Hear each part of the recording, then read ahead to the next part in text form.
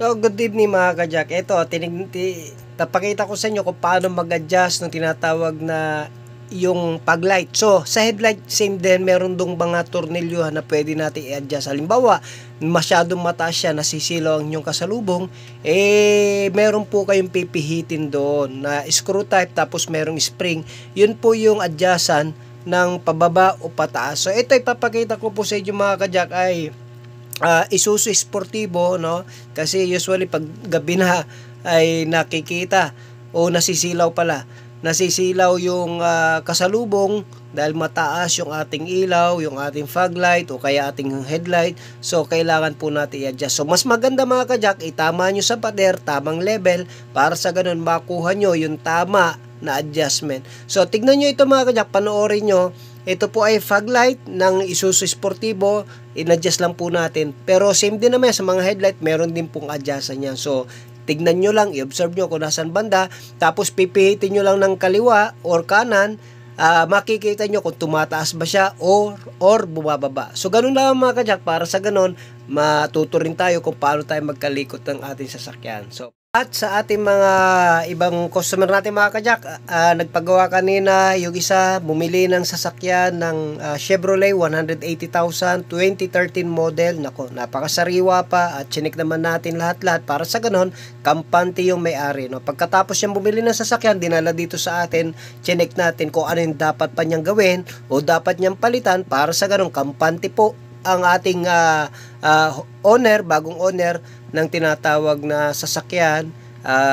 Bagamat ito ay used car o second hand, ito po ay dapat natin i-check. So mabuti na lang dinala ni sir at meron tayong ibang recommendation kung ano yung gagawin natin sa kanyang sasakyan. At yung isa naman ay yung EcoSport, si sir, yung ating sharpshooter na kasama siya Asian Games na pumunta dito at nagpa-check din ng sasakyan niya at nagpalit ng DCTF ng kanyang EcoSport. So shout out sa inyo mga sir sa inyong pagpunta dito sa ating shop na munting shop.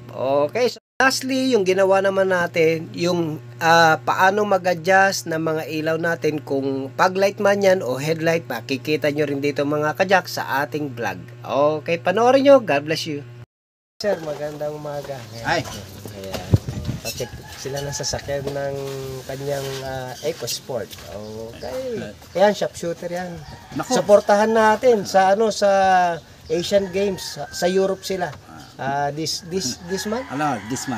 This month. Okay, sharpshooter yan si sir. Panoorin nyo na lang. Salamat. Naman sa baba, Chevrolet. Bagong bili ni sir, 180 plus at pagkabili dito 2013 model. Tama ba sir? 2013 model? 2013. So ibig sabihin okay na. Yung pagkabili naman nito, mura na, okay na yon. Actually, na-drive test natin. Naramdaman naman natin agad na okay. Siya yung may-ari. Sir, check natin lahat para sa ganun. Balik sa zero kung ano yung pwedeng i-check para alam niya na kung ano yung dapat lang gagawin. So, kita namin yung kanyang tagas-tagas lang. Ayan. Sa valve cover gasket. Tapos dun sa crankshaft, oil seal lang. So, yun lang. After nun, okay na yan. Magagamit niya ng matagal.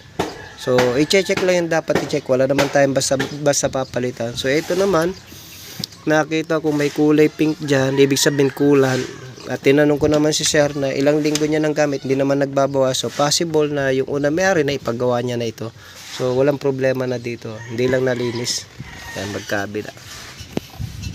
Okay. So, sa ilalim, medyo may mga tagas-tagas.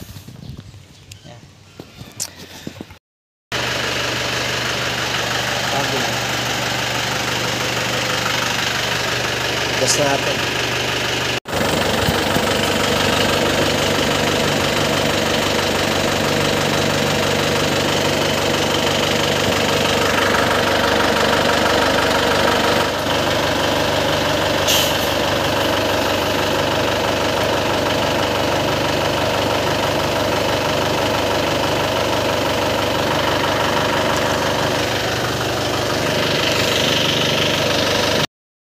Ayan mga kapatid, habang pinipihit ko ng counterclockwise, bumababayin ko na tayo ng ilaw ng ating fog light. So, meron ka dyan sa mga nagpo-focus mga kajak para bumaba. Kaya po kaya bumababa yan unti-unti habang pinipilitis. So tama lang natin yan eh pakita ko sa ginahirapan lang mga kajak dahil yan lapit lang konti na mga kajak. Ganyan gagawin nyo pagka mataas yung isa ilagay nyo sa pader pagka nyo ayan pagka nyo mga kajak.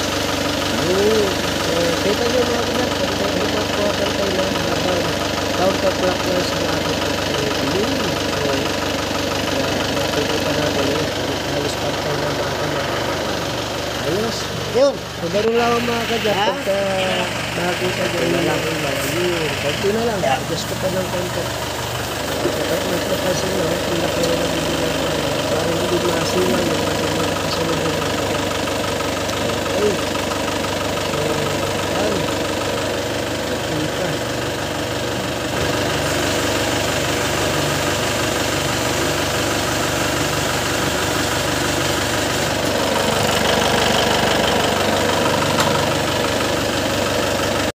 So, ito mga kajak, tapos na yung ating ginawa. Pantay na. Kita nyo naman mga kajak, ha? Yun lang ang tamang pagpihit. Yun lang mga kajak, God bless. Oh, mga kajak, madali lang, no? Napansin nyo, tuwid na, pantay na, nasa level na yung ating tinatawag na ilaw ng ating sasakyan. So, observe nyo lang kung pumihit kayo ng kaliwa at bumababa siya or tumataas siya. So, ganun lang mga kajak. Hindi naman ganun kahirap yan. So, nawa meron tayo natutunan sa ating tutorial ngayon. Tatandaan nyo lagi mga kajak, Jack of all trades, how to care, a shop that cares for your car. God bless you.